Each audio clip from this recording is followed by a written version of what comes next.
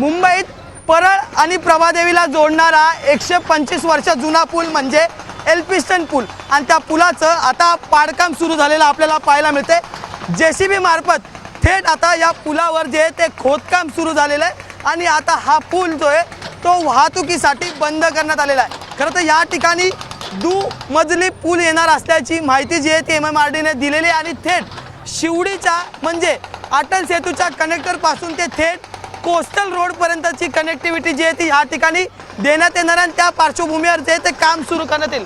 आपण ही सगळी एल्फिन्स्टन पुलाची दृश्य पाहतोय। हा पूल आता वाहतुकीसाठी पूर्णतः बंद करण्यात आलेला आहे। खरं तर या ठिकाणी प्रभादेवी स्थानक आहे आणि परळ आणि प्रभादेवीला जोडणारा या पुलाचा वापर मागचे 125 वर्ष मुंबईकर करत होते आणि आता तो वापर आजपासून बंद करण्यात आलेला आहे। असं म्हटलं जात आहे की येत्या वर्षभरात ते 1.5 वर्षात इथे नवा पूल जो आहे तो तयार केला जाईल आणि तो थेट शिवडी येथून म्हणजे अटल सेतू येथून थेट तुम्हाला कोस्टल रोड पर्यंत नेईल। म्हणजे जी वाहतूक आधी परळ ते प्रभादेवी होती ती आता शिवडी ते कोस्टल रोड अशी असेल असं MMRDचं मत आहे। त्यामुळे आता या पुलाचं खोदकाम सुरू झालेलं आहे, पाडकाम सुरू झालेलं आहे। पण नवा पूल कधी होणार आणि मुंबईकरांचा वाहतूक कोंडीतून पुन्हा एकदा तो प्रश्न निर्माण होणार आहे, तो कधी सुटला जाणार हे सुद्धा पाहणं तितकंच महत्त्वाचं ठरणार आहे। व्हिडिओ जर्नलिस्ट अनिल पवार सह मी अजय माने, ABP माझा मुंबई।